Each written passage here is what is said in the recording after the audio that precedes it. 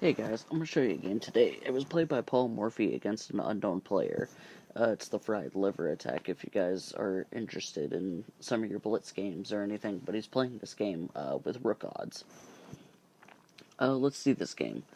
And it actually goes to show a good way. Like if black doesn't properly defend against the fried liver, then this is how you should play. We have e4, e5, knight to f3, knight c6, bishop c4, and then knight f6. We have knight g5. We have d5, e takes d5, and here you have a couple of good options. You have knight e5, and then maybe after bishop b5 checks, c6, d takes c6, b takes c6, maybe bishop e2, h6, knight f3, and then e4. Black has a lot of development and activity for the price of a pawn. But after this e takes d5, Morphy's opponent, since really defensive measures weren't really all that common back then, they played knight takes d5. And there's a book by Boris Lvivkov called Opening Theory that he says if you're black and you're playing this position, you better know every defensive line by heart, because Morphy plays knight takes f7, we have king takes f7, and queen f3 check. You can't go to g8 with the king because you get a very nasty checkmate after queen takes d5 check, queen takes d5, and then bishop takes d5. The only move is bishop e6, and then bishop takes e6 checkmate. So he plays king e6. We have knight to c3, adding pressure to that d5 knight. We have knight e7, castles by Morphy, c6, adding even more protection to that knight.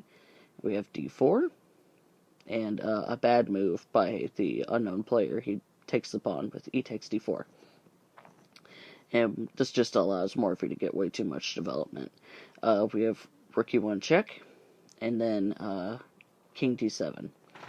And we have, I'm pretty sure he takes with the bishop first instead of the knight, but it makes the same position. So it probably is bishop takes, but it's, here I have knight takes. And then we have knight takes d5, bishop takes d5, c takes d5, and then queen takes d5 check. Either way, it's the same position, so I'm not really concerned with changing the order. And more in this position, he plays king c7, which is a bad move. A more resilient move is to block the check with bishop d6, but this is still completely winning for white. With, say, after bishop g5, queen c7, rook e7 check, king d8, rook f7 check. The only move is queen e7, then queen takes d6 check. The queen can't be captured because it's pinned by the bishop.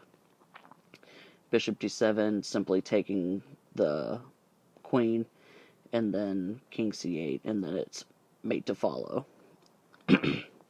So after this queen d5 check, they play king c7, and this just allows Morphy to end the game in a very nice fashion. He plays bishop f4 check, and they block with king d6, and Morphy plays queen c5 check. The only move, or if you go back with to d7, then queen takes d6 is checkmate immediately. So after this queen c5 check, they play king b8, and then Morphy goes for the prettier mate, and he takes the bishop with the queen. So he plays queen takes d6 check, queen takes d6 check, or queen takes d6, and then he finishes it with bishop takes d6 checkmate. It's a very pretty mate. It just goes to show that you shouldn't, if you're going to play knight takes d5, then you have to know every single defensive line by heart if you're going to play the fried liver.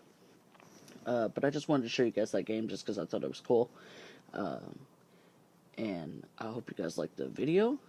Like and share and subscribe, because there will be more. And I'll see you guys in the next video.